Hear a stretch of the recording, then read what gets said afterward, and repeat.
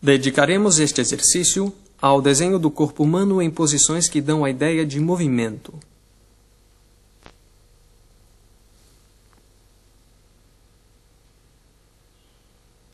Para isso, utilizaremos este manequim articulado.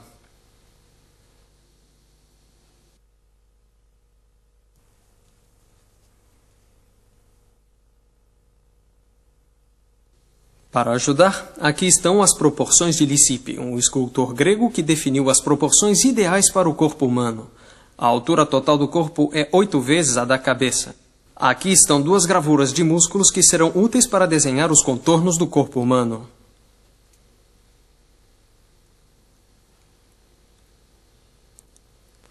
Comece desenhando a silhueta buscando os eixos e os pontos de articulação.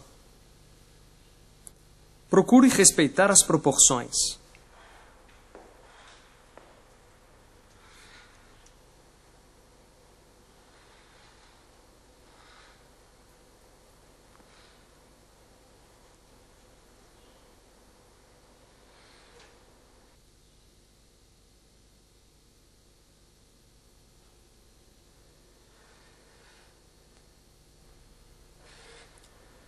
Desenhe a cabeça.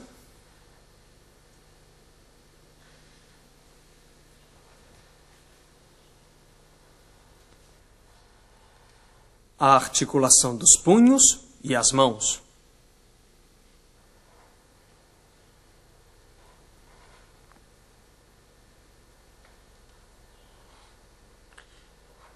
Sem apagar as articulações, dê forma ao corpo. Desenhe os braços.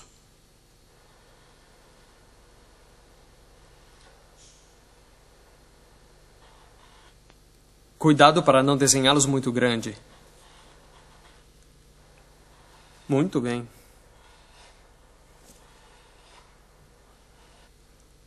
Marque bem a cintura. E acrescente a massa muscular nos contornos. Lembre-se que você está desenhando um homem. O esqueleto e os músculos modelam as diferentes partes do corpo. Os músculos são geralmente muito desenvolvidos e visíveis nos homens.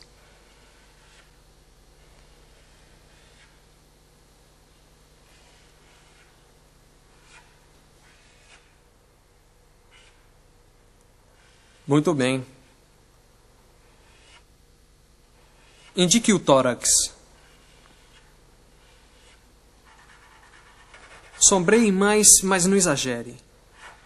Isso dará proporção às formas. As sombras estruturarão o seu desenho.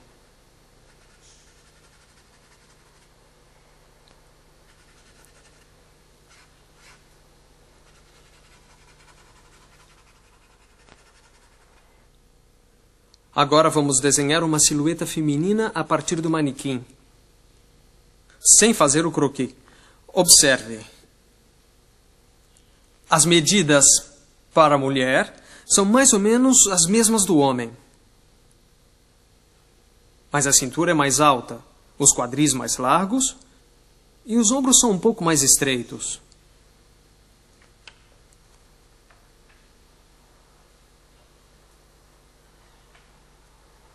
Em ambos os sexos, a cintura é a parte mais estreita do corpo. Na mulher, os músculos são menos marcados.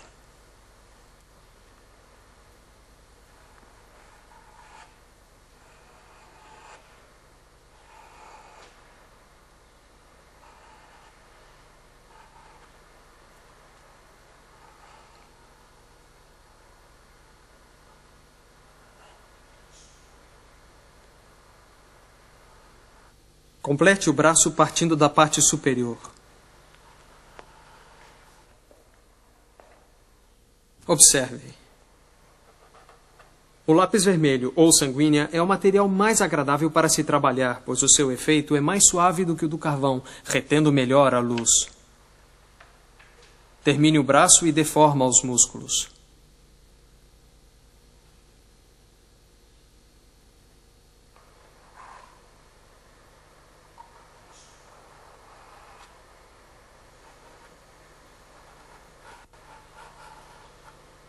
Faça o mesmo com o outro braço. Muito bem. Mais um pouco. Agora, vamos fazer uma silhueta feminina com carvão. Comece usando o lápis para, se necessário, poder retificar os primeiros traços.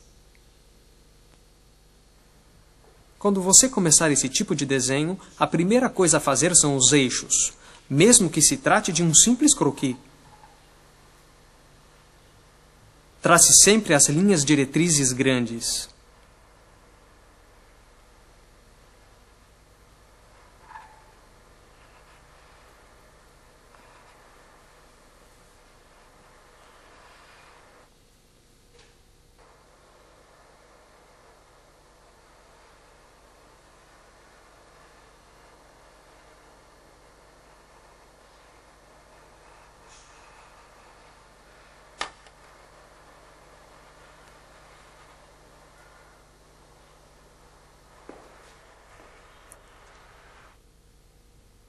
Vamos tentar melhorar a mão. E apenas indicar os olhos, o nariz e a boca.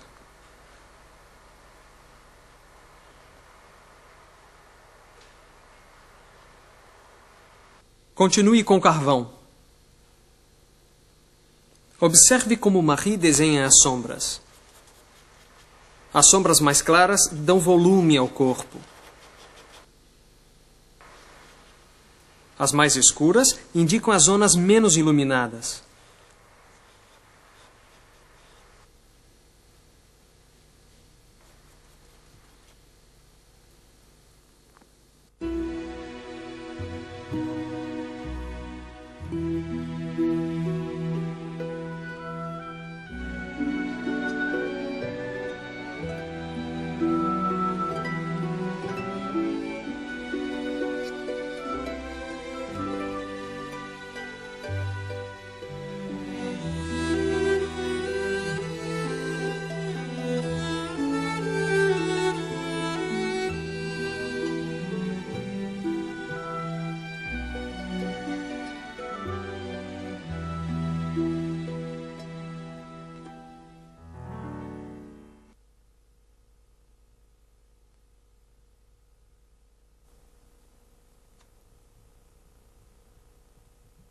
Vamos estudar a profundidade em perspectiva fazendo uso das diagonais e do quadriculado.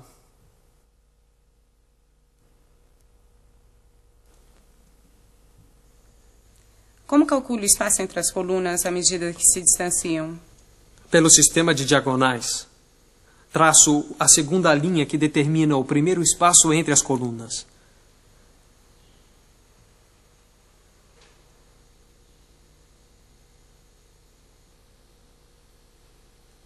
Depois, traço as linhas de fuga até um ponto determinado no horizonte.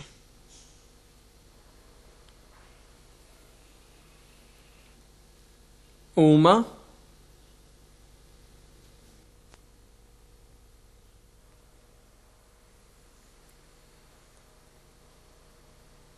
E duas. Temos então A, B, B', A'.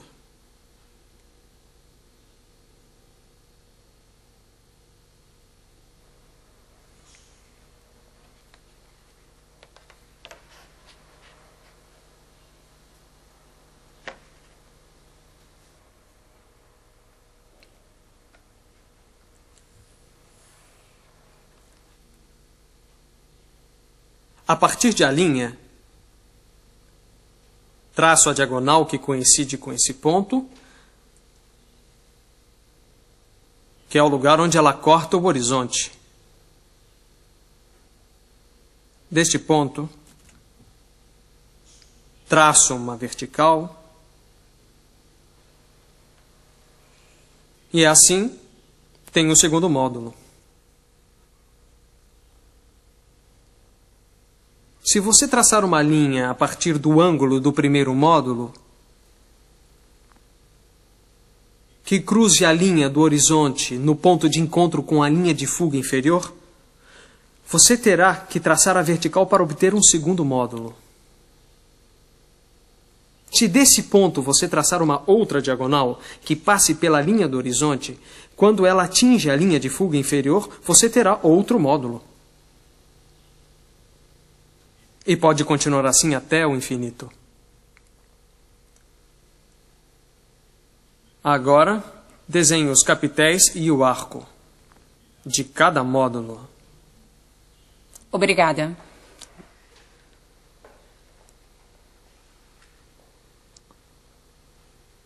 Observe bem o modelo para poder desenhar as proporções corretas dos capitéis.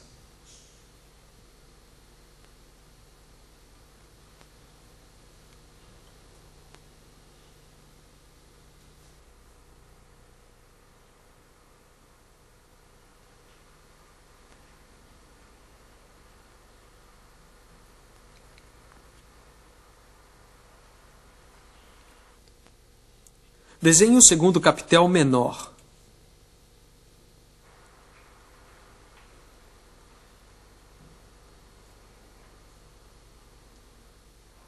Ao acabar de desenhar os capitéis, você precisará de uma régua para traçar as verticais que delimitarão as colunas. Cuidado! A largura de cada uma das colunas deve ser mais estreita que o círculo da parte inferior do capitel.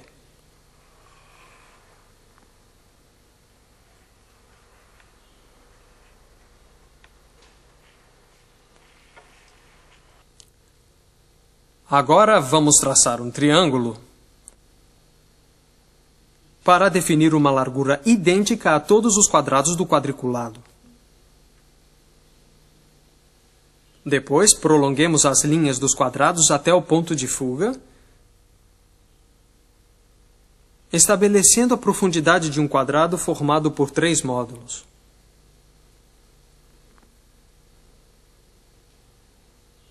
Agora é só traçar a diagonal deste quadrado até o fim.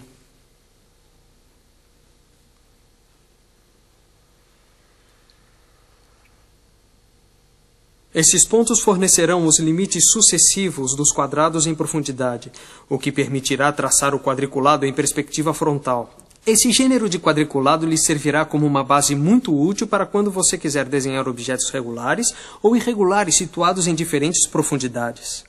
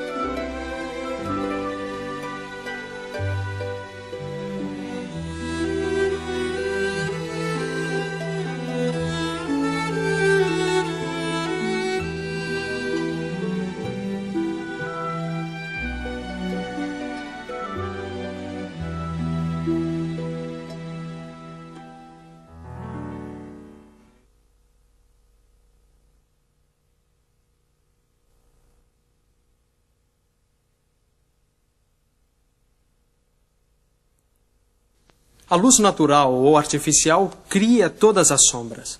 Essas sombras são essenciais para o equilíbrio de um desenho, quer seja de um objeto ou de uma pessoa.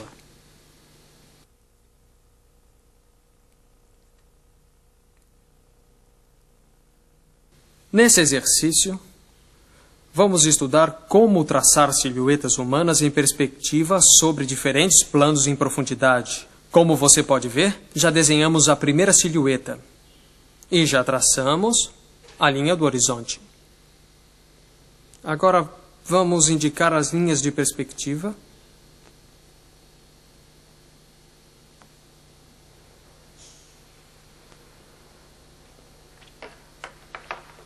Que correspondem à altura dessa silhueta.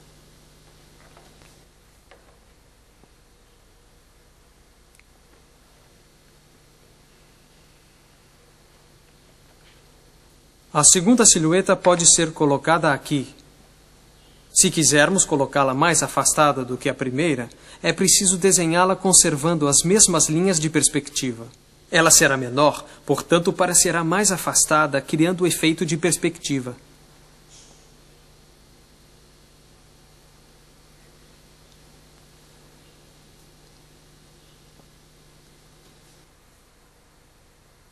Tente desenhar as proporções dessa silhueta aplicando o que você já aprendeu sobre proporções.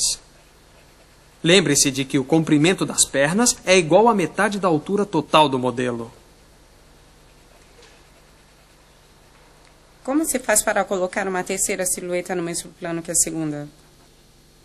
Traçando-se uma linha que represente o solo deste plano. Todas as silhuetas cujos pés estiverem colocados nessa linha estarão no mesmo plano. Esta linha perpendicular indica a altura da terceira silhueta.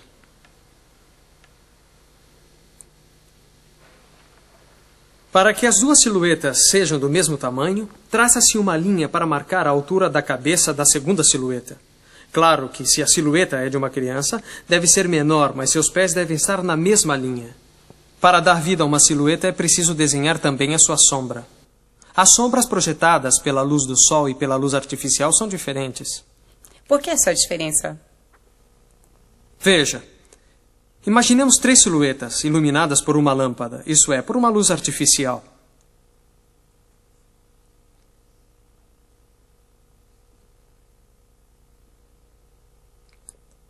A iluminação forma um cone. A luz se espalha em todas as direções.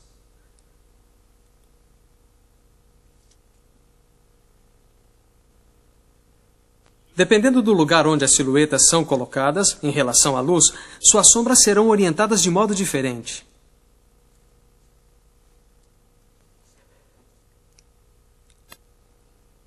As sombras serão também mais ou menos longas, dependendo da altura da lâmpada. Se for colocada na vertical, acima das silhuetas, as sombras serão mais curtas. O Sol está tão longe da Terra que seus raios luminosos são paralelos. Todas as sombras têm, assim, a mesma direção. Quando você está desenhando, a partir de um modelo, é suficiente reproduzir o que está diante de seus olhos, mas para desenhar sem modelo, lembre-se dessas observações. O comprimento das sombras varia de acordo com a posição do Sol e depende das estações e das horas do dia. Ao meio-dia, quando o Sol está mais alto, as sombras são mais curtas. Quando o Sol está mais baixo, de manhã cedo ou de tarde, os raios têm orientações diferentes, mas são paralelos. As sombras dos objetos e das pessoas se prolongam.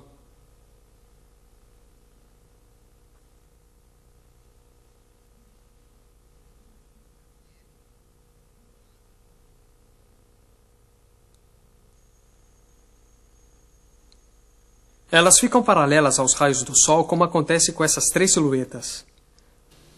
A perspectiva das sombras depende da altura da luz, mas também do lugar onde está situada.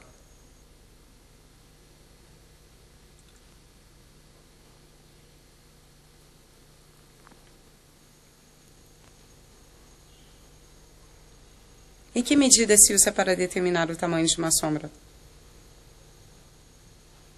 Para começar, é preciso conhecer a sua direção. Por exemplo, olhe essa fonte de luz artificial. Ela é difusa a partir de um eixo vertical.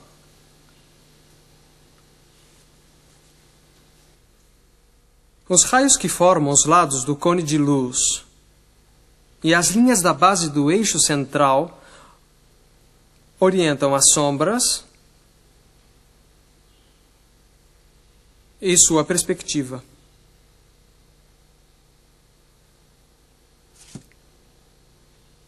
Para encontrar o comprimento da sombra, traça-se uma linha da lâmpada até o solo, passando pelo ponto superior do objeto iluminado. Lembre-se sempre de usar estas 2 marcas, isto é, a que parte da base do eixo central, dando a direção da sombra, e esta, que parte da lâmpada, dando o comprimento da sombra.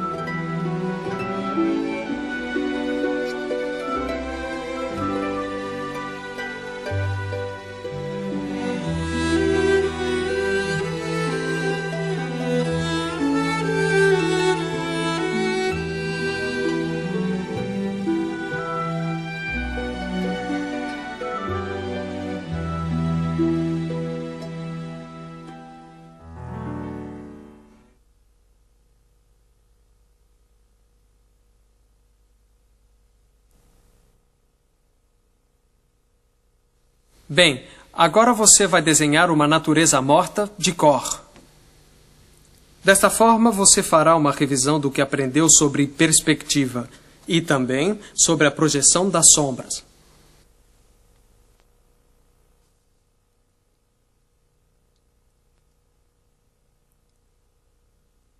Você vai usar uma maçã, um frasco de tinta, uma caixa de papelão e um coador. Cada um desses objetos corresponde a formas geométricas simples. Primeiro, tente encontrar no papel de esboço a posição de cada objeto em relação aos outros.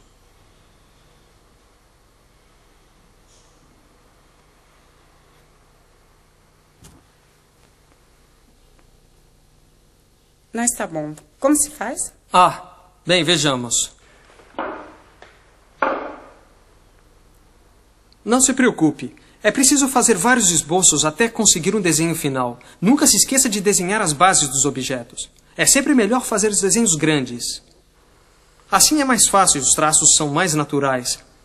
Aproveite esse novo esboço para encontrar a melhor distribuição dos objetos.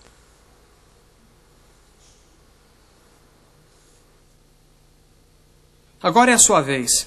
Tente fazer um esboço definitivo aqui, no alto.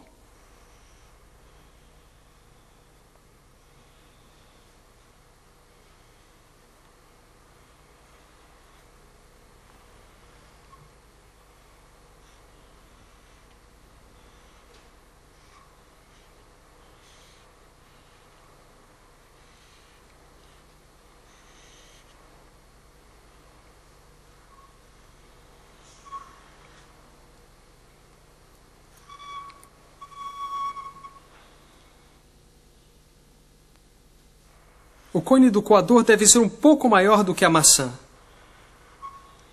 Assim está bem.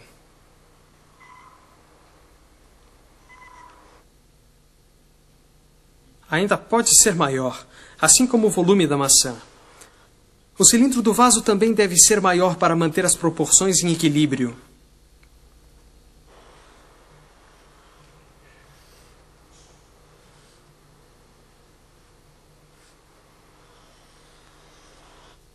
Comece o desenho traçando a linha do horizonte e colocando o ponto da perspectiva. Comece como Marie, pelo eixo vertical. Depois, com uma régua e um esquadro, marque a linha do horizonte.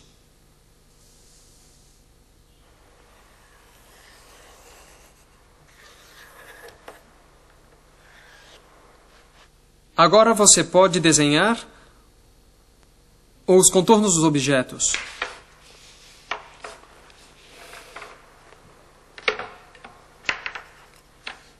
Vejamos o esboço. São formas geométricas.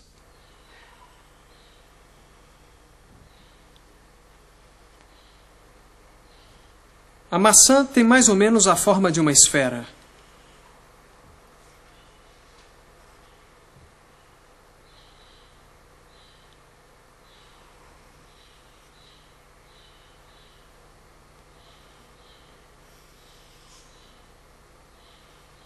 A parte superior do coador é levemente arredondada.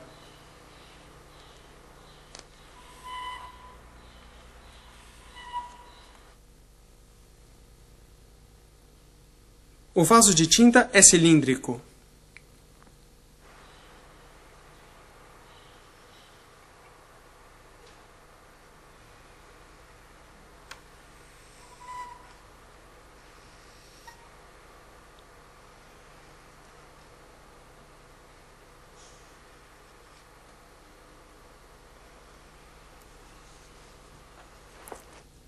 Trace corretamente todas as linhas como se os objetos fossem transparentes. Dessa forma, as proporções serão mais exatas. Cuidado com a proporção da base dos objetos. Quando não forem mais necessárias, você poderá apagá-las.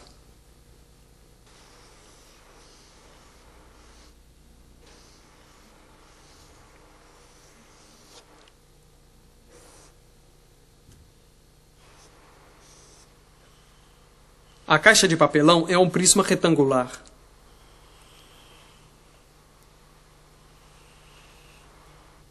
Aqui, para que os objetos apareçam em perspectiva, vamos traçar um quadriculado em perspectiva frontal, o que depois nos ajudará a situar os objetos.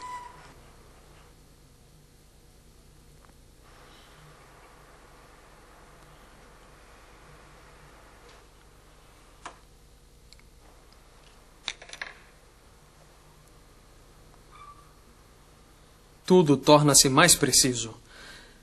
Depois de construir os objetos, apague as linhas interiores. Se achar melhor, mantenha as linhas do quadriculado para desenhar as sombras.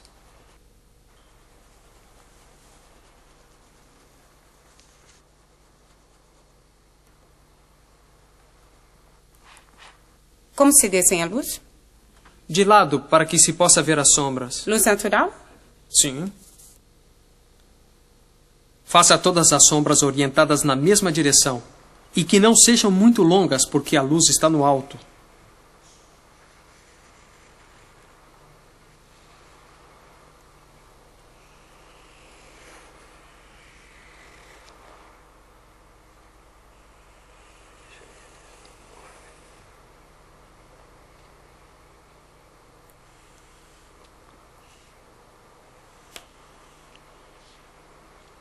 A linha dessa sombra deve ser reta, assim. Agora só precisa escurecer as sombras. Você verá que, pouco a pouco, os objetos passam a ter um relevo.